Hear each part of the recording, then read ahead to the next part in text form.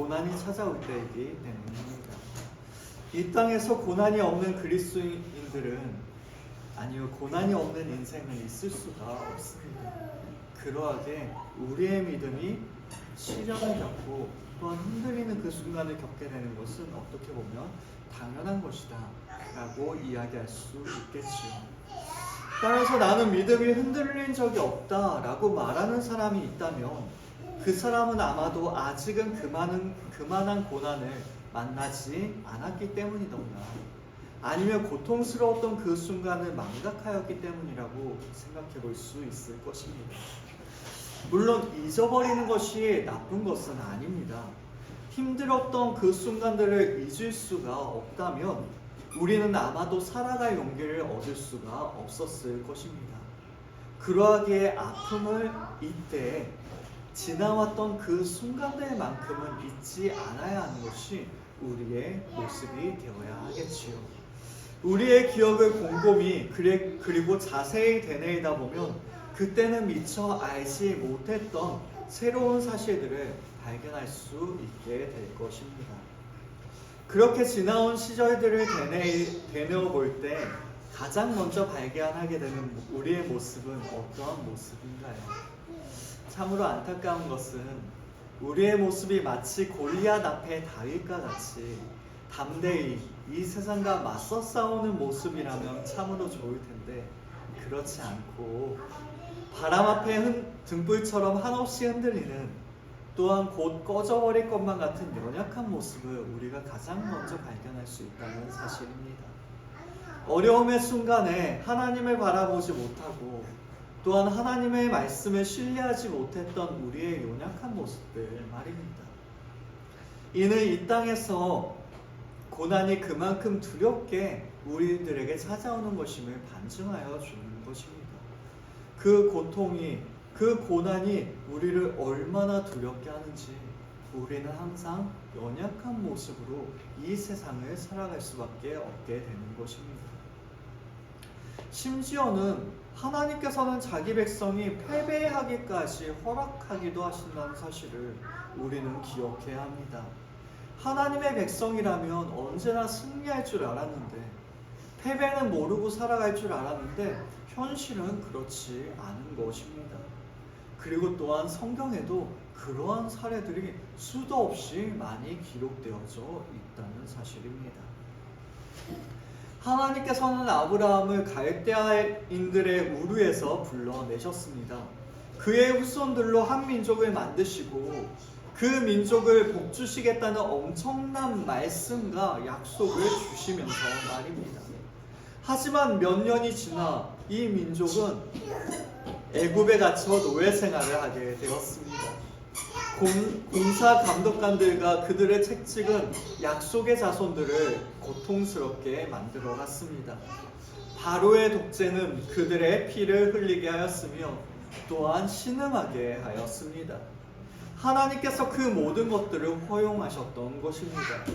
그들은 완전히 버림받고 패배하고 비참하고 조금의 희망도 없어 보이는 상황 가운데 머물게 되었던 것입니다.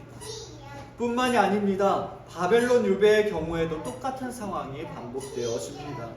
약속의 땅과 거룩한 도시가 파괴되었습니다. 하나님의 성은 돌무더기가 되어버렸습니다. 온갖 화려한 건물들은 무너져 내렸습니다. 백성들은 완전히 무력한 상태에서 노예로 사로잡혀갔고 바벨론에서 포로 생활을 할 수밖에 없었습니다. 그 모든 일들을 하나님께서 허락하셨다는 사실을 우리는 잊지 않아야 합니다. 너무나도 많은 것을 약속하셨던 그 하나님께서 이 모든 일을 정말 하나님의 백성들이 처절히 실패하고 패배하도록 허락하시는 것입니다. 하나님께서는 아수리인들을 포함해 여러 정복자들이 일어나도록 허락하셨습니다. 그 앞에서 이스라엘은 쩔쩔매며 패배할 수밖에 없었습니다. 하나님의 약속의 자녀들이 패배하는 모습을 우리는 발견하게 되는 것입니다. 그리고 마리아의 창가라고 불리는 오늘 본문의 말씀이 주어진 그 순간에도 유대인들과 또한 그들의 땅은 로마 제국에 점령되어 지배되어 있는 상태였습니다. 그들은 또다시 속국이 되었고 로마의 지배 아래에서 무력감과 절망에 사로잡혀 있었습니다. 그들이 무엇을 할 수 있었겠습니까? 하나님께서 이 모든 일을 허락하셨고 그것이 하나님께서 일하시는 방법의 일부였습니다. 이것은 너무나도 분명하게 우리에게 말씀하여 줍니다. 하나님께서는 하나님의 백성들에게 때때로 명백한 패배를 허락하신다는 사실입니다. 그렇습니다. 우리가 낙심하고 실패하는 것은 우리들만의 일이 아닙니다. 성경 전체에서 이러한 일들을 낱낱이 우리에게 이야기해 주고 있으며 그러하게 사람이라면 또한 이 땅에 살아가는 존재들이라면 그 누구나 언제든 어느 순간에든 패배할 수 있는 것임을 우리에게 말씀하여 주는 것입니다. 더욱이 그렇게 패배할 수 있는 이유가 바로 하나님께서 그 패배를 허락하시기 때문인 것이죠. 물론 이 이야기에 대해서 우리가 이야기하자면 많은 시간을 할애해야 될 것입니다. 하지만 오늘은 여기에서 넘어가도록 하고 하나님께서 왜 패배를 허락하시는지 알고 계시죠? 네, 합력하여 성을 이루시는 하나님, 즉 그 실패를 통하여 더욱 하나님께로 나아오고 더욱 하나님을 붙잡는 삶으로 인도해 가시기 위해서 우리에게 그렇게 패배를 허락하여 가시는 것입니다. 그럼에도 불구하고 그 패배 안에서는 우리는 너무나도 커다란 아픔을 겪게 된다는 사실을 오늘은 더욱 집중해 봅시다. 우리의 인생에도 이러한 패배를 경험할 때가 있는 것입니다. 그 어느 때보다 잘해보고 싶었지만 실패를 경험하기도 합니다. 늘상하던 익숙한 일이라 그리 큰 어려움이 없을 것이라고 생각했는데 때때로는 곤두박쳐 처지기도 하는 것이 바로 우리의 인생인 것입니다. 많은 실패들을 경험해 왔기에 더더욱 이번만큼은 똑같은 일이 반복하지 않기를 위하여 수도 없이 노력해 왔지만 여전히 동일한 절망과 좌절이 찾아오기도 합니다. 그것이 바로 우리의 인생인 것입니다. 그 무엇보다도 참기 힘든 것은 이 모든 패배들을 하나님께서 허용한다는 사실입니다. 우리의 생각보다 하나님께서는 더 많은 것들을 허용하시는 것입니다. 그 사실을 깨달아 알 때 우리는 더더욱 낙심을 하게 되는 것이지요. 하지만 아직 끝나지가 않았습니다. 그 실패들은 우리의 마음을 흔들기 시작합니다. 그토록 간절히 붙잡았던 하나님에 대한 신뢰가 마음속에 존재했었는지조차 모를 정도로 마치 눈 녹듯이 사라져버리고 맙니다. 아닐 거라고, 하나님의 뜻이 있을 것이라고 스스로 다그치며 애써 붙잡아왔던 그 마음도 이내 무너져 내려버리고 맙니다. 불신과 원망의 마음만이 우리 속에 가득하게 됩니다. 그리하여 하나님에 대해 오해가 생겨나게 됩니다. 하나님께서 나를 잊으신 것이 아닌가? 하나님께서 하셨던 그 많은 말씀들을 하나님께서 잊으신 것이 아닌가? 나에게 이루어 주시리라고 약속하셨던 그 많은 일들을 하나님께서 잊어버리시고 이제는 나에게 이루어 주시지 않는 것이 아닌가? 라고 오해하게 되는 것입니다. 실제로 그러합니다. 하나님의 말씀이 우리에게 주어진 지는 성경의 가장 마지막에 기록된 책이 우리와 가장 가깝다고 쳐도 이미 2000년도 더 지난 그 시기에 하나님의 말씀이 주어졌습니다. 그 긴 시간 동안 인내하며 기다리다 보면 지칠 수밖에 없는 것이 바로 우리의 연약함입니다. 생각해 보십시오. 우리가 기도할 때는 항상 기도하는 그 순간 즉각적으로 응답이 이루어지길 원합니다.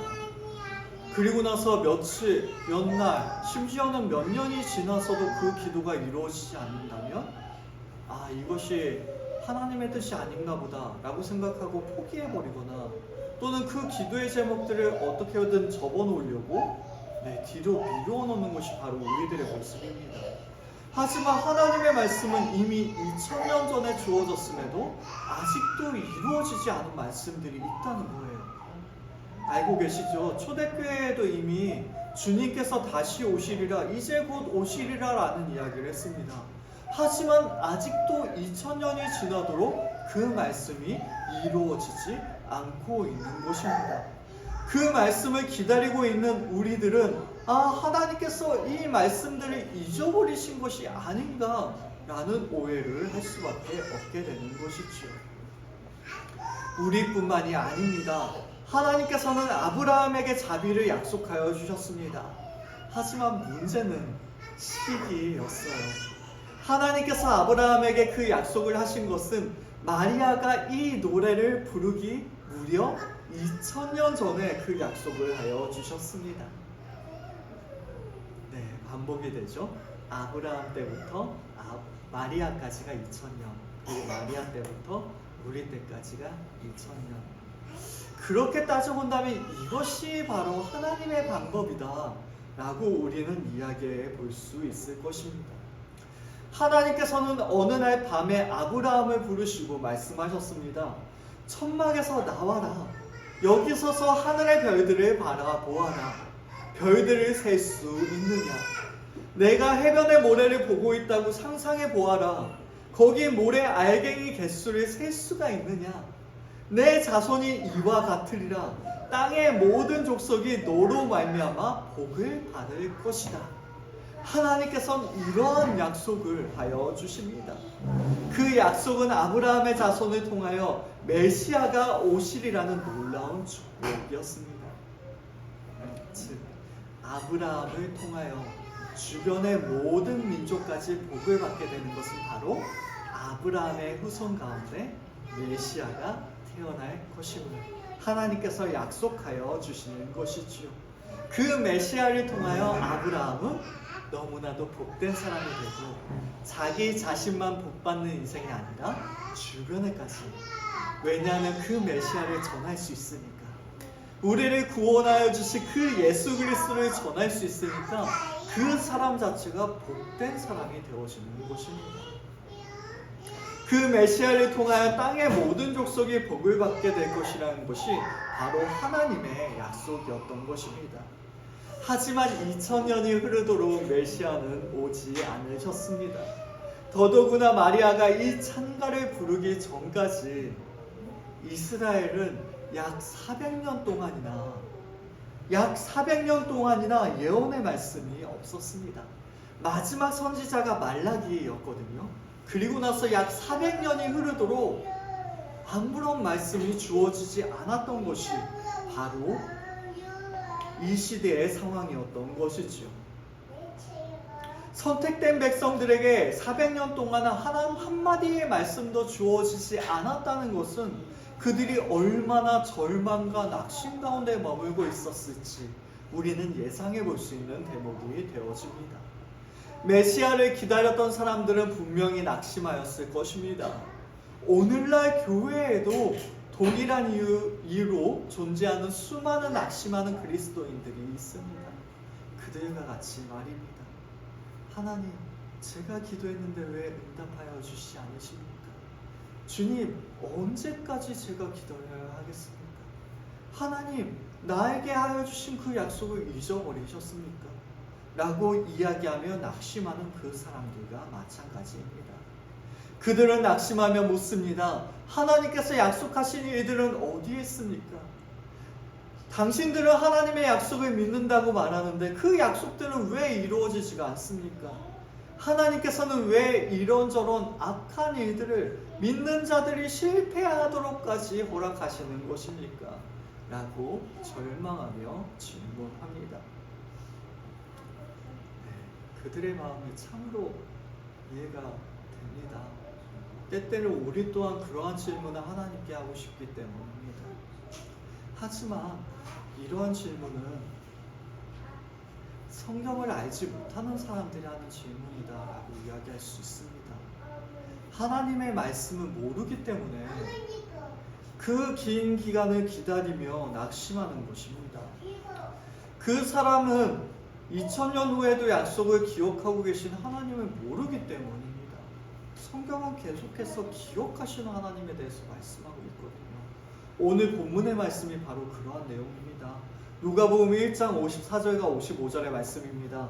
그 종 이스라엘을 도우사 긍휼히 여기시고 기억하시되 우리 조상에게 말씀하신 것과 같이 아브라함과 그 자손에게 영원히 하시리로다 하니라. 54절 가장 마지막에 기억하시되, 한 번만 더요. 기억하시되. 마리아는 이렇게 말하고 있습니다.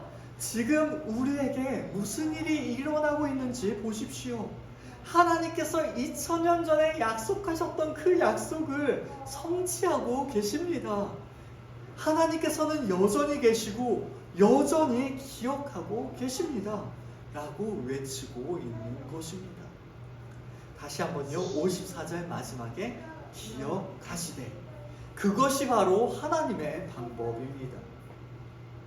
하나님께서 처음에 아브라함에게 약속을 주시고 그것을 잊어버리신 것처럼 보이는 상황이 펼쳐지게 되었습니다. 그 기간은 하나님께서 그분의 백성을 버리셨든지, 더 이상 그들에게 관심이 없으시던지, 아니면 그들을 돕거나 구할 힘이 없으신 것처럼 보여졌습니다. 그만큼 너무나도 긴 시간이었습니다. 그럼에도 하나님께서는 우리가 완전히 절망하지 않도록, 우리가 무너지지 않도록 우리를 붙잡아 주십니다. 하나님께서는 기억하셨고, 그리고 반복해서 계속해서 우리들을 격려해 주십니다. 하나님께서 아브라함에게 주셨던 약속을 하나님께서는 친히 다양한 방법으로 반복하십니다. 하나님의 말씀이 절대적이라면, 하나님의 말씀이 완벽하다면 반복할 이유는 없었을 것입니다. 그럼에도 불구하고 하나님께서는 자신의 약속을 반복하여서 우리들에게 말씀하여 주십니다. 왜요? 우리들을 격려해 주시려고, 낙심하고 절망하는 우리의 마음을 위로해 주시려고 그토록 계속해서 반복하여 우리에게 말씀하여 주시는 것입니다. 하나님께서는 그 약속을 이삭에게 반복하셨습니다. 야곱에게 반복하셨어요. 유다에게 반복하여 주셨습니다. 그리고 다윗에게도 반복하셨습니다. 같은 약속이 시편에도 선지서에도 수많은 그러한 구약 성경에 반복하여서 계속하여서 나타나게 됩니다. 하나님께서는 계속해서 약속의 말씀을 들려주십니다. 이스라엘 백성이 거의 포기하고 있을 때에도 하나님께서는 그 약속을 기억시키는 말씀을 허락하여 주시는 것입니다. 나는 여전히 아브라함의 하나님, 이삭의 하나님, 야곱의 하나님이다 라고 우리들에게 계속하여 들려주시는 것입니다. 그분께서는 언약의 하나님이시오, 언약을 지키시는 하나님이시라는 뜻입니다.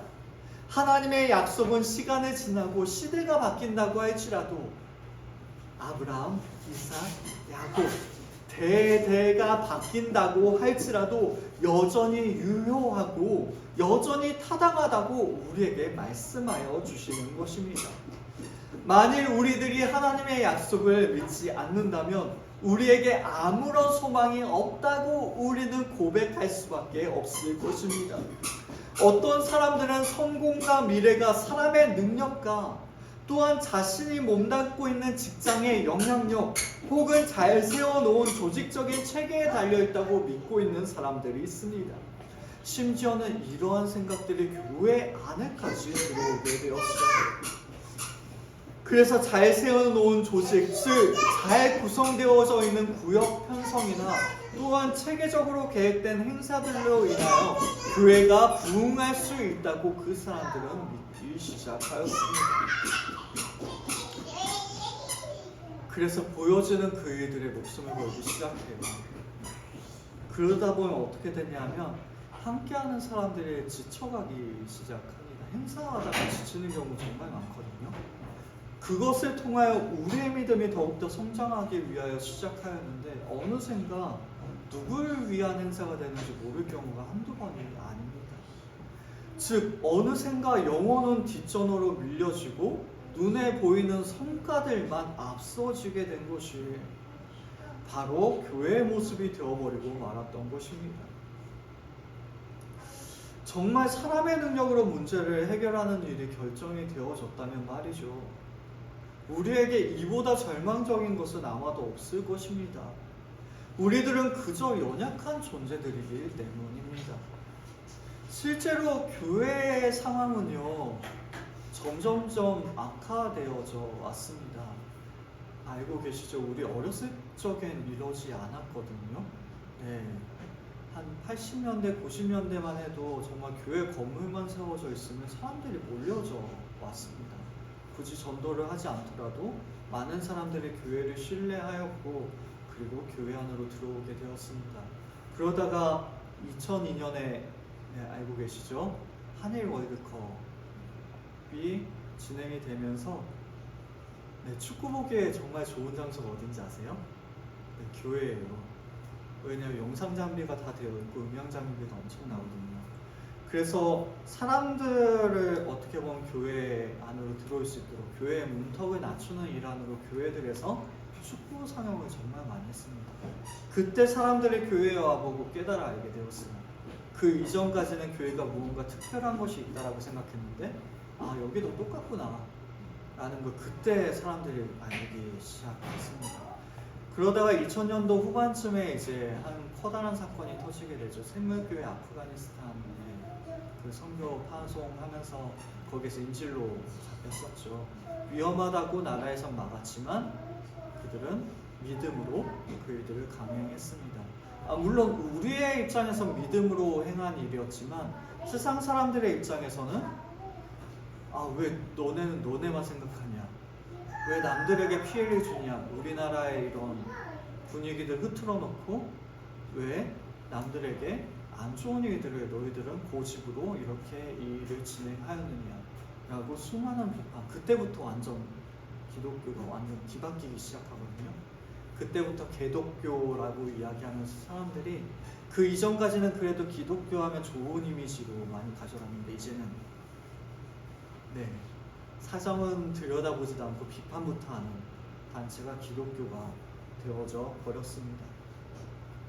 그러다가 코로나가 터지게 되었죠.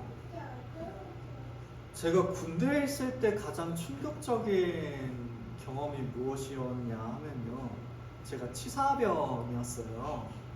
알고 계시죠? 주일날도 밥을 먹습니다. 그 이야기는 뭐냐면 저희는 주일날도 일을 해야 된다라는 이야기예요. 명절에도 다른 병사들은 다 쉬는데 저희는 밥을 해야 되기 때문에 일을 해야 되고 쉬는 날이 없습니다. 그 이야기는 무엇이냐면 교회에 못 가요. 그래서 제가 그 고등학교 때 교회 주일날까지 걸쳐가지고 수학여행을 갔거든요. 그리고 나서 월요일날 학교 전체가 쉬었습니다. 근데 저는 주일 빠지는 거 용납을 못한다 그래서 저만 수학여행 안 갔거든요. 그만큼 주일을 빠져본 적이 없었던 그런 상황에서 이제 군대 갔는데 어쩔 수 없는 그런 상황들로 인해서 교회를 빠지게 된 거예요. 그래서 주방 일을 하시다 보면 아시겠지만 바닥이 되게 미끄러워요. 근데 쫄병이니까 일을 열심히 해야 되잖아요. 그래서 주방에서 막 뛰어다니면서 일을 하다가 진짜 엄청 심하게 넘어졌어요.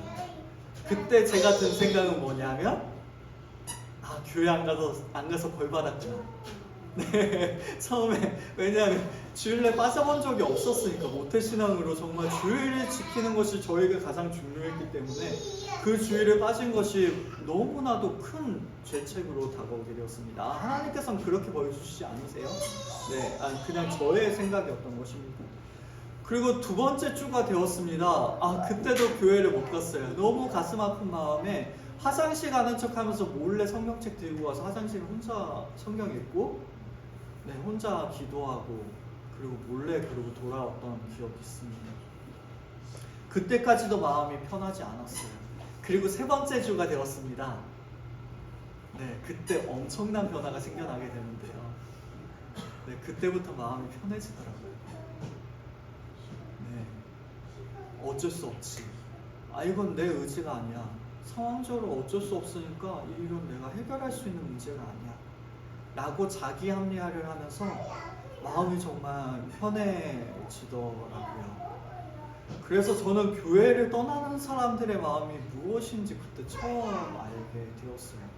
무언가 커다란 이유가 있기 때문에, 혹은 내가 커다란 상처를 받아서 교회에 더 이상 못 나가겠다?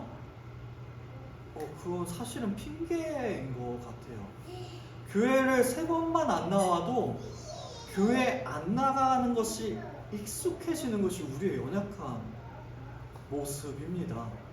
그렇게 군대 가기까지 20여 년 동안 한 번도 주일에 빠진 적이 없었던 그 사람이 3주 만에 무너지는 것을 경험하면서, 그래서 아이들을 데리고 사역할 때도 가능하면 주일날 교회에 나오도록, 네, 제가 진짜 막 발버둥 치면서 애들 막 끌어당겼거든요. 그 이유가 제가 경험해 보니까 한 번, 2번 빠지다 보면 이게 익숙해지고, 학원 가야 되니까 어쩔 수 없어 라고 이야기하는 것들이 너무 자연스러워진다는 것이죠. 근데 코로나가 이러한 교회에 나가지 않는 이유에 대하여 너무나도 좋은 정당성을 부여해버렸어요. 그러면서 사람들은 점점점 교회를 떠나는 것이 익숙해져 버리고 말았습니다. 그래서 급속도로 교회의 사정은 나빠지게 되었습니다. 사회적 거리두기로 인해 시작되었던 교회를 떠나는 움직임의 여파는 아직도 회복되지 않는 그러한 아픔으로 교회 안에 남게 되었습니다. 물론 온라인 예배는 예배가 아니고 현장 예배만이 예배다라고 이야기하고 싶은 것은 아닙니다. 분명 우리의 신앙생활에 온라인 예배가 주는 그 큰 도움이 있기 때문입니다.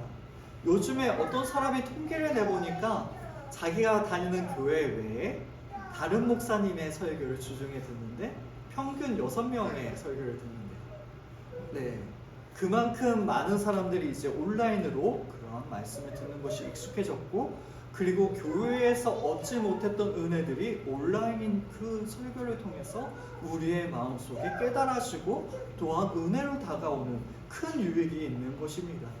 그럼에도 불구하고 온라인과 현장에서 경험되어지는 은혜는 분명한 차이가 있습니다.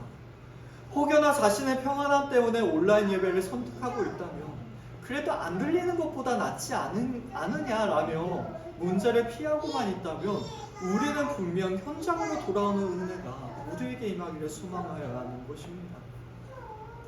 하지만 아직도 다른 목사님들이 이야기하시더라고요. 3분의 2 정도밖에 회복되지 않는다고, 아무리 노력해도. 기존의 3분의 2, 즉 3분의 1은 떠나가서 더 이상 돌아오지 않는, 그게 한 교회뿐만이 아니라 모든 교회들이, 많은 교회들이 그러한 일들이 벌어지고 있게 되는 것입니다. 그래서 아시죠? 작은 교회, 이 교회에 떠나와서 큰 교회로 많이 흘러가게 됐고요. 그래서 큰 교회는 막 더 커지고 작은 교회는 더 어려워지고, 이러한 일들이 계속해서 반복되어져 오고 있습니다. 즉 교회는 갈수록 어려움을 겪게 되는 것입니다. 이처럼 우리는 어려움의 시기를 지나고 있는 광야에 있으며 가뭄을 겪고 있습니다. 부흥과 멀어 보이는 지금의 시대의 교회의 현실들은 우리들을 절망스럽게 합니다. 하나님께서는 약속하셨지만 그것들을 잊으신 것처럼 보이고, 그분의 백성이 쓰러지고 패배하고 거의 파멸에 치닫는 상황까지 허락하고 계시는 것입니다. 그 상태에서 하나님의 백성들은 절망에 빠져 쇠약해져만 가고 있습니다. 하지만 감사하게도 하나님께서는 우리에게 위로와 격려를 허락하여 주십니다. 하나님께서는 여전히 여기에 계십니다. 그 사실을 우리들에게 떠올리도록 하여 주시는 것입니다. 하나님께서는 여전히 우리의 조상들의 하나님이시며 그분의 약속은 확실한 것임을 우리에게 떠올리게 하여 주시는 것입니다. 그리하여 우리에게 위로와 격려를 허락하여 주십니다. 그것이 바로 그분의 방법입니다. 물론 우리들은 폭풍우와 같이 쏟아붓는 은혜들을 사모하며 그러한 은혜를 주시기를 원하고 있는지도 모르겠습니다. 그럼에도 우리들은 작은 일들이 벌어지는 나날들을 멸시하지는 않아야 합니다.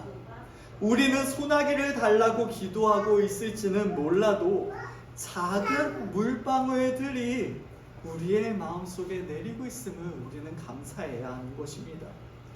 작은 일을 행하시는 하나님께서는 그 작은 일들을 통하여 그분께서 하실 수 있는 큰 일들의 표본을 우리들에게 허락하여 주십니다. 다시 말해 우리들에게 아주 작은 물방울을 허락하여 주실 수 있으신 그분께서는 아주 커다란 그 폭풍우와 같이 쏟아붓는 은혜 또한 우리에게 허락하여 주실 수 있으신 분이시다라는 것을 우리는 기억해야 하는 것이지요. 다시 말해 날마다 우리가 은혜가 충만하다면 얼마나 좋을까요? 하지만 우리는 그렇지 못하다라는 사실입니다. 그렇다면 은혜가 충만하지 못한 그 순간에는 하나님께서 우리를 잊고 계신 것입니까? 그렇지 않다라고 말씀하고 있어요. 즉 우리들에게 비록 폭풍우와 같은 커다란 은혜는 아닐지라도 하나님께서는 우리의 마음을 또 떨어지는 그 물방울들로 우리의 마음을 계속해서 적셔주시고 계신 것입니다. 우리가 낙심하지 않도록, 우리가 목마름으로 인하여 죽어가지 않도록, 우리의 생명을 보존하도록 하나님께서는 계속하여서 우리를 붙잡고 계시는 것입니다. 그러하기에 그 순간들을 우리가 버틸 수 있기에 결국에 만날 수 있는 것은 폭풍우와 같은 그 커다란 은혜인 것이죠. 이해되셨나요?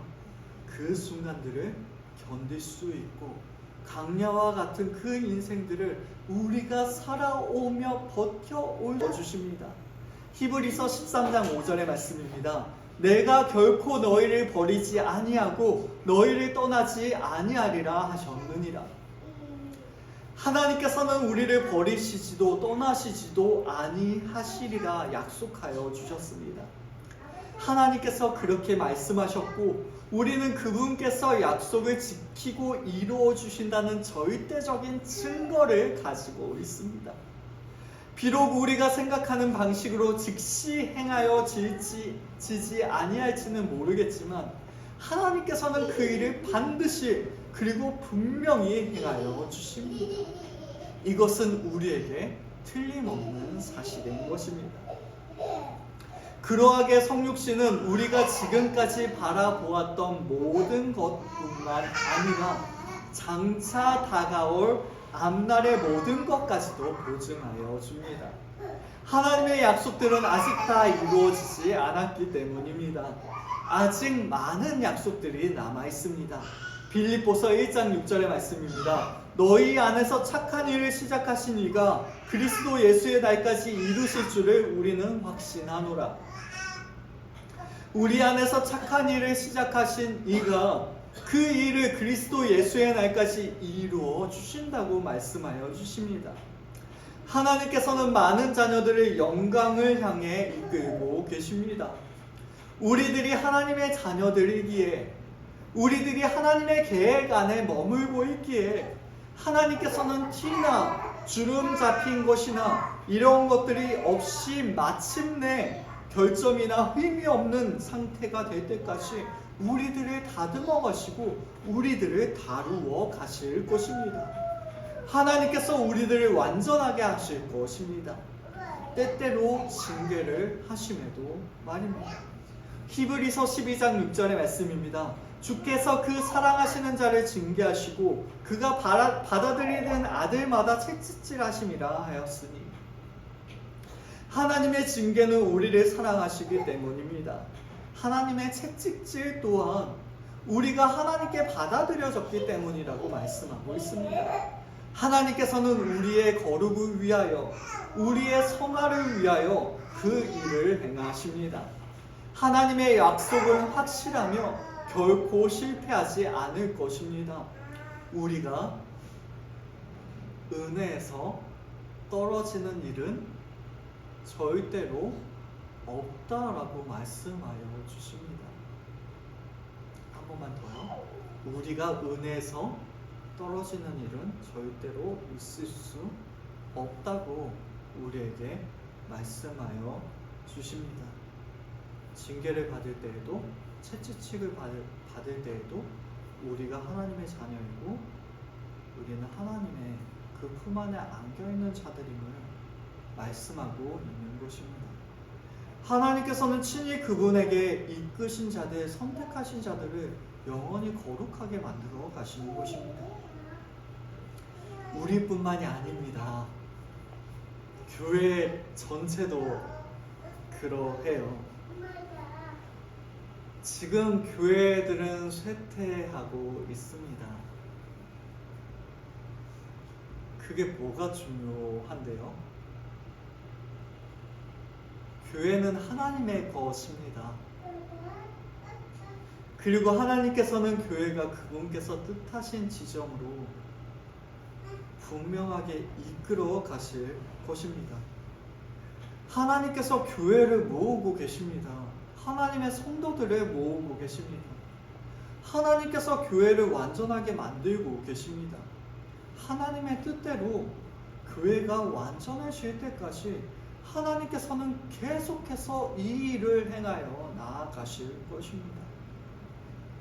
하나님께서 아브라함에게 약속하신 이후 흘러간 2000년의 날들을 생각해 보십시오. 이스라엘 자손들이 겪었던 패배들을 바라보십시오. 처절한 절망을 바라보십시오. 그럼에도 하나님께서는 마침내 약속을 지키셨습니다. 그 하나님께서는 지금도 동일하십니다. 우리가 교회를 걱정하는 일은 세상이 우리의 신앙을 허물고 무너뜨릴 것 같은 그러한 두려움에 염려하는 것은 우리들에게 중요하지도 않을 뿐더러 필요하지도 않을 괜한 걱정일 뿐입니다. 우리는 하나님의 것이고 교회 또한 하나님의 것입니다. 그러하게 우리는 우리가 패배한다고, 교회가 쇠퇴한다고 걱정할 필요가 없습니다.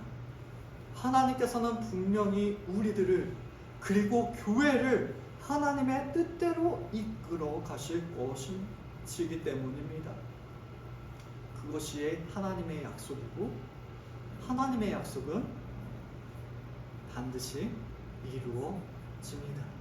그 보증이 예수님께서 이 땅에 오신 것이지요. 그렇습니다. 하나님의 약속은 반드시 이루어져요. 주님께서는 분명히 다시 오십니다. 그분께서 처음 오셨을 때처럼 모든 사람이 아무런 소망이 없다고 느낄 때, 절망하고 있을 때, 교회는 다 끝났다고, 이제 어떤 일도 할 수가 없다고 말하는 그때, 아마도 그때에 우리 주님께서는 다시 찾아오실 것입니다. 오셔서 원수들을 흩으실 것입니다. 말씀하신 대로 오만한 자들과 권세 있는 자들은 낮추시고 그들을 그 자리에서 끌어내리실 것입니다. 줄인 자들을 좋은 것으로 배불리시며 부유한 자들은 빈손으로 보내실 것입니다. 그분께서 오셔서 세상을 의로 심판하실 것이고, 악과 죄와 지옥과 사탄과 모든 것은 영원히 타는 불못에 던져질 것입니다. 그리고 그리스도께서는 그분의 영광스러운 나라, 영광과 권세와 능력의 영원한 나라가 도래하게 하실 것입니다. 그분께서는 모든 것 위에 계실 것이며 마침내 그 나라를 아버지께 돌려드릴 것입니다. 이 사실을 깨달을 수 있기를 원합니다. 하나님께서 아브라함과 그의 자손에게 주신 약속은 우리 죄가 용서받고 우리가 하나님과 화해하게 될 뿐만 아니라 우리의 구원까지도, 우리의 영화, 우리의 성화까지도 포함되어져 있습니다. 우리의 몸과 혼과 영이 완전히 전적으로 아무 흠이 없이 완벽하게 되어질 그날을 하나님께서는 허락하여 주실 것임을 우리에게 약속하여 주시는 것입니다. 성육신이, 성탄이 우리의 성화와 궁극적인 영화를 보증하여 줍니다. 성육신은 예언이 성취되었던 최고의 사례일 뿐만 아니라 하나님께서 약속을 신실하게 지키심을 보여준 최고의 사례가 되기 때문입니다. 아들을 보내신 분께서는 하나님이시고 그분께서는 변하지 않으십니다. 아무리 오랜 시간이 흘러도 하나님께서는 잊으시는 법이 없으시며 그분의 뜻은 좌절되지 않습니다. 그런 일은 일어날 수가 없는 것입니다. 우리는 우리의 개인적인 경험들에서도 이 사실을 알고 있어요. 하나님께서는 우리를 잊지 않으신다는 사실을 말입니다. 그럼에도 우리들을 괴롭히는 두려움이 찾아와 우리의 믿음을 흔들어 놓는다면 우리는 우리를 찾아 이 땅에 내려오신 우리 주님을 기억해야 할 것입니다. 주님의 성육신을 기억하는 그 일을 통하여 하나님께서 얼마나 풍성한 위로와 또한 우리를 격려하여 주시는지를 우리가 기억하는 일이 되어질 것이기 때문입니다. 그것이 우리들을 괴롭히는 눈앞에 찾아온 그 모든 상황들 앞에서 하나님께서 우리에게 내어주시는 영원한 대답입니다. 우리가 두려워하는 그 순간에, 우리가 절망하는 그 순간에, 우리가 실패하는 그 순간에 하나님께서 기억하고 계신다 라는 그 사실을 기억하는 것이 우리가 그 모든 일들을 이겨낼 수 있는 유일한 해답임을 주님께서 말씀하고 계시는 것이지요. 이렇게 이야기하니까 성탄절이 조금 더 감사한 날이 되어지는 것 같습니다. 단지 주님께서 우리를 구원하시기 위하여 이 땅에 오셨을 뿐만 아니라 그 일들을 넘어서 우리의 매일매일의 삶 속에서도 언제나 흔들리는 우리의 믿음의 그 여정들 가운데에서도 보다 더 확실한 증거가 우리에게 있다. 주님께서 이 땅에 오심이 우리의 가장 큰 보증이 되어진다 라는 것을 우리에게 또 한 번 말씀하고 계시기 때문이겠죠. 그러하게 우리는 주님께서 이 땅에 오신 그날을 기뻐하지 않을 수가 없는 것입니다.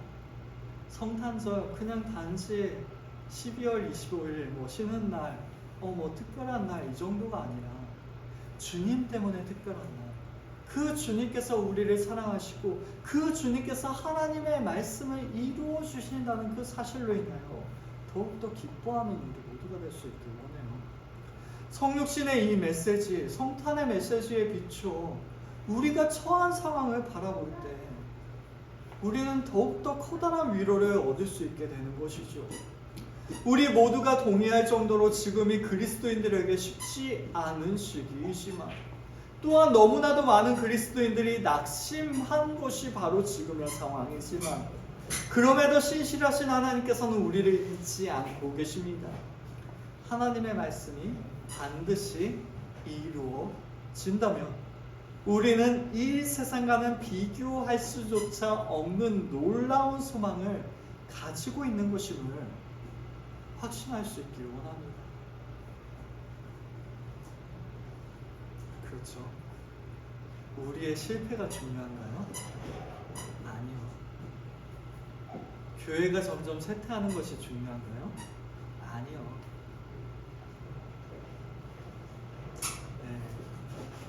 그래서 우리는 더 꿈을 꾸게 되는 것 같아요. 우리가 지금 작은 인원이 모인 게 중요한가요? 아니요. 하나님께서 일하실 거예요. 네, 분명 하나님께서 일하실 것입니다. 우리를 통하여, 우리 함께 우리 교회를 통하여 하나님께서 놀라운 일들을 이루어 가실 것입니다.